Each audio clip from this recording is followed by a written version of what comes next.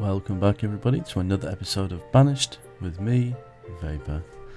Okay, I have some news. I've been having a chat with Kralyerg, and remember I was having a bit of a issue with roads because I didn't like the brick roads and I thought the stone roads were too slow. So eventually we switched to the key roads because they look like stone roads, but he's informed me, and I'm not sure if you guys knew this or not, or whether it's just me being completely crazy and imagining things, but the stone roads, let's go in here. So we've got the stone road, the moss road, the brick road, the red brick road, and the key road are all exactly the same speed. The only roads that are different speed, I'm going to assume, is just the dirt road. I'm not sure about the country road. I'm not sure which speed that one's using, but the dirt road is let me put how he put it because I wrote it down. So basically there's 3 speed settings. So there's a no road speed, so literally like this person here is not on anything, so they're going that speed. Then there's the dirt road speed, which is the old dirt road which you generally start off with, which is classed as fast. And then the only other option is the stone road speed, which is faster. So literally, stone road onwards are all the same speed. So, as Kralyerg said, just use whichever one makes you happy, whichever one you prefer. So I thought that was quite interesting. Another thing, while we're on the subject of roads, if you pop over to the Colonial Charter forums, so if you've got these grassy road mod, which I've had before, as you can see, and I use quite liberally, he's added a new one, and it does seem to be compatible. So you can use both at the same time, but it's added loads more. So you've got a transparent road. I'm not sure about that one because I might forget where I've put it, but I guess it could be handy for certain areas. You've got gravel, various different types of sand and desert, plantation. I kind of like that one. We're probably going to use that somewhere in a minute. And then just other different types of grass. I think that's a marsh. So yeah, lots more options there. So yeah, go ahead over there and pick it up if that's the sort of thing you're into. And while we're on the subject of roads, my good friend Noble Rambler, and he'll probably know what I'm going to talk about right now when he sees this milk on a road. He said, and quite rightly so, I don't think it affects every building though, that road tiles can only, each square, so if let's do it the way he did it, so each square, like the one that's highlighted green, can only have one thing on it at a time. So it's either grass, as it is now, or road, or building, or whatever. So this square is currently occupied, and all these squares are currently occupied by the road. But however, they also have milk on it. So that leads me to believe that they can actually hold more than one thing, I guess. And what we're actually talking about here is if we go over to I think it's to do with pastures, orchards and crop fields. What he's saying is if you surround them heavily with roads that they can't drop their goods off. Now, I don't think it actually affects crop fields as such. If it did, let's see, I wouldn't be getting kind of the food that I'm getting from these, unless they're all dropping along here. I think it's mainly orchards, but the main thing I was kind of looking at, we've got some here, but I don't think those roads are built. No.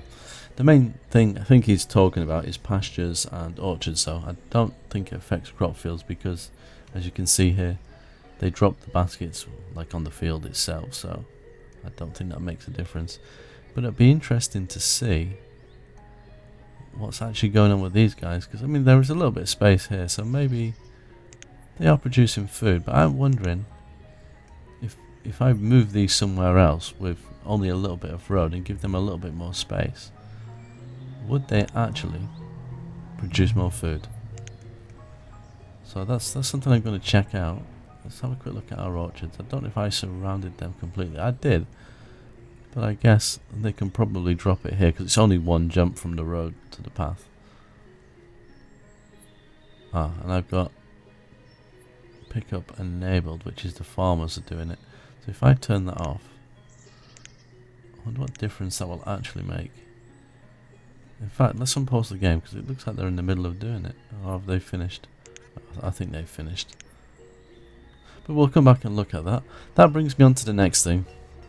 Oh dear, well answering a few questions here. before we actually do anything else. It's a bit of like a public service announcement. Let me just move away from those hammers a little bit. Right, I make my tin straight from the mine itself. So you can obviously mine tin ore, or you can get the furnace fuel and make tin directly from here. And then you've got the other option, which is to mine tin ore and then take it to a forge. Have I got a forge around here? Probably not. And the forge can then make it. So I asked Kralyerg, what's the difference? Is it better to do it my way, which he classed as option 1, or is it better to do it the other way, which he classed as option 2? So basically, this is how it works. So if you do option 1 like me, and you kind of make it all within this one building, the most tin that you will get from this before the mine runs out, and you need to upgrade it, is 350 tin. So that will take, I think each time it ticks, you get 3 tin, and then it'll use 1 furnace fuel. Then on the other hand, if you do it the other way, so you just switch this to tin ore and you use the oh my goodness, the name's going out of my mind, the forge, that's it, and use the forge to make the tin, you're technically going to get more tin, but it could technically take longer. So basically this will produce either 3 tin ore or 3 tin, depending on which option you're using. So if you're going to go through the tin ore kind of route and then make it in the forge, you potentially could end up with 1050 tin. So you will get more, but you'll also use 3 times the amount of furnace fuel, because this is only using 1 furnace fuel for 3 tin. So you could end up with a lot more tin if you kind of produce the tin off-site, so to speak. But then you've got to bear in mind the time it takes for the tin ore to get over to the forge, for the forge to then make it, and then for it to end up wherever you want it to go. Whereas this is all doing it in here. So I guess the real answer to that question is, it's just up to you. They're both pretty much the same. The forge is going to use a lot more furnace fuel than this would use, but you're also then going to get a lot more tin. So it just really depends on what you want.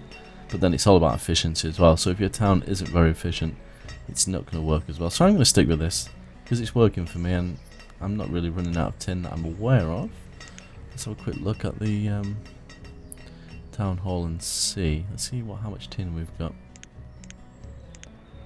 because we do have a lot of tinneries in our town. So, oh, I've only got 45.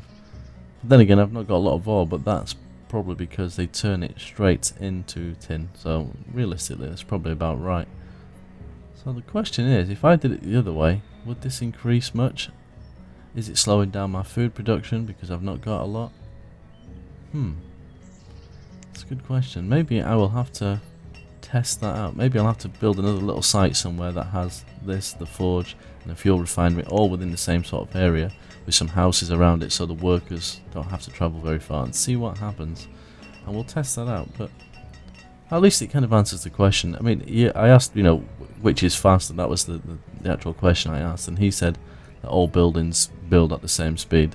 So whether it's a distillery or a blacksmith, they all have one speed setting, so they'll all produce at the same speed. So that's fair enough. Anyway, yeah, enough of that information. It's not often I bring useful information like that, but yeah, I thought I would. Right, we're still missing one statue from here, but we're gonna actually just do a little bit of finishing off while we're here. I was going to do a time-lapse video of finishing the zoo, but obviously once Kralyerg contacted me, I thought, well, actually I'll make an episode now and we'll go through some of the stuff that he's actually shared with me, because I thought it was useful. And it's always good to know these things, especially when you're playing a game that's based on survival almost, so it's good to know what's going to make your town a little bit more efficient. So I could switch back to stone roads, for example, if I wanted to as well. Let's just put these on here. So we still need either some statues or bronze itself. I might actually start making bronze.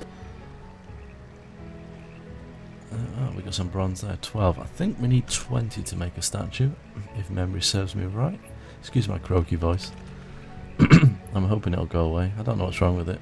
I think it's just the way I woke up. And as I've been working so much recently, this is the first day I've managed to kind of have a lay-in in bed. Call me lazy, but I needed it. I'm looking forward to, not next week, the week after, because I have a week off. That's going to be dedicated to a lot of gaming, I think. So expect quite a few videos that week.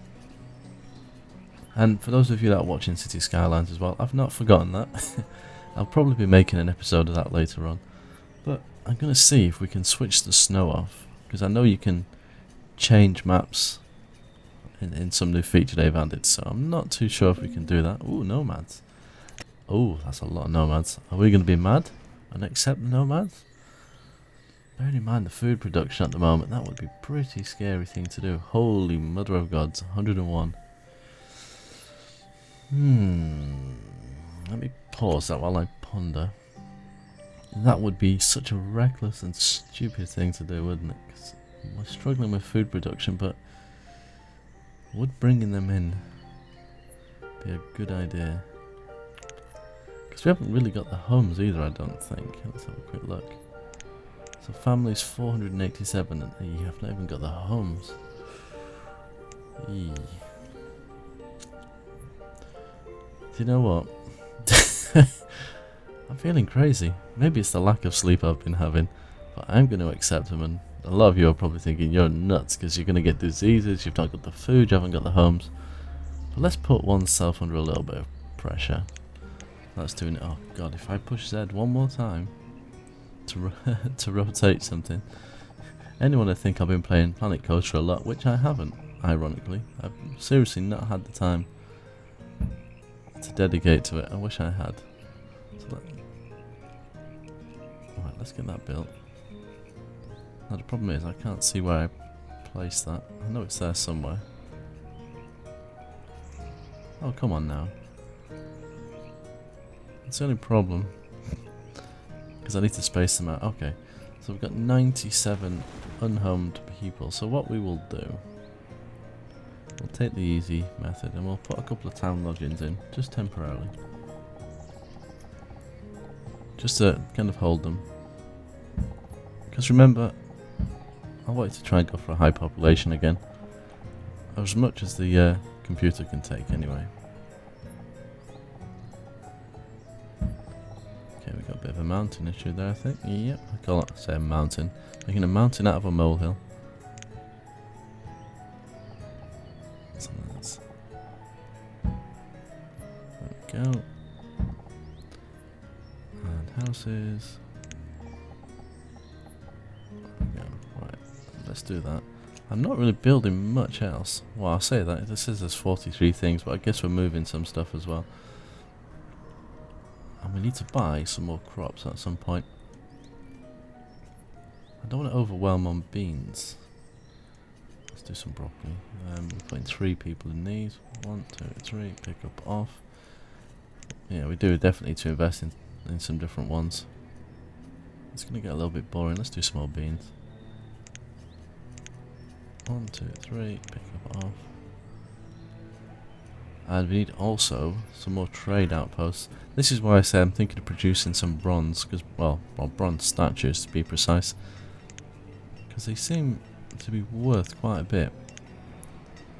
And I've completely forgot what the trade outpost is. Here it is. And which one are we going to go for? Just normal trading post, I think, because we're thinking about food, aren't we? So now where can I sneak one of these in that it's not going to look out of place? I think we might get away with it being there. We could probably even put 2 in there. Where's the dockside? Because the only problem is with these, the way they kind of work on the terrain can be a little bit weird at times. I think that's quite good, but we'll chuck 2 of those in as well. So we've got 88 people without homes. 9 people. Ah, right, that's the fishermen. I think, did we have another fisherman hut down here somewhere? No, we didn't. Aha.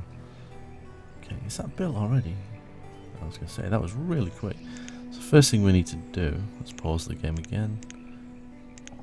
Let's connect this up, because we know what's going to happen otherwise. We're going to have people dying everywhere. Starvation, being homeless, you know, the usual thing. When you strand people like that. Yeah, I tend to do it quite a bit. Now, I'm not sure if they'll be able to get onto that building or not. We'll soon find out. Right, so we've got that one there. If we pin it so we can see where it is. And we put another fisherman hut in. Now what I'm trying to see is that circle. There we go. If you zoom right out, it's a lot easier to see. So I think I'd rather get as much water in it as possible. But I don't want. Yeah. Do you know what? We'll put it there. We'll lose a little bit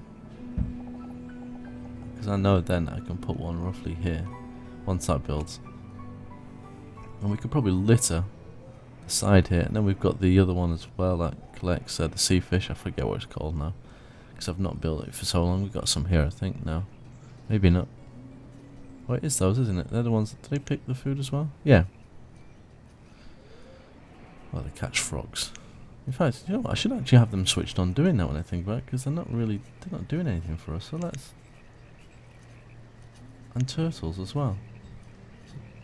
Let's switch that back on. Why not? It's going to give us some food. They have some over here. They still working? Yeah. Excellent. What about the other ones? I think I had 3 or 4 over here. I'm not sure if we were still using them or not. No! Oh my goodness. How did I miss this? So catch frogs, 2 people. And we'll do some turtle. Not that I agree with eating turtle. Although apparently it's very nice. Turtles, 2 there. Ah, so we're going to produce a little bit more food. Why didn't I think of that before? Okay, so how are we doing over here? Right, there's 100 builders and 53 things to do, so that one's almost gone. The one over here has gone. All these homeless people everywhere. Yikes. Hopefully these are enough to hose them all. Hose them? Yeah, they're dirty. They need washing down. Hopefully enough to house them all. I don't think we're having any issues with these crops. Yeah, I know Noble Rambo will probably watch at some point. Let me know, was it just orchards and pastures? I think it was, because I'm really intrigued. Yeah, I can see they've deposited their wares there. So I really need to think about how I build these things, because I usually like to fill things in. Maybe I'm going to have to look for a slightly different way of doing it. Yeah, I can see some meat there as well, which someone's just picked up. I think I think he's right with that. I don't think it affects every building. And the main thing that caught my attention is when they were depositing things on the roads, like they were doing here. But I think I'm going to leave the episode there. So until next time, as always, take care.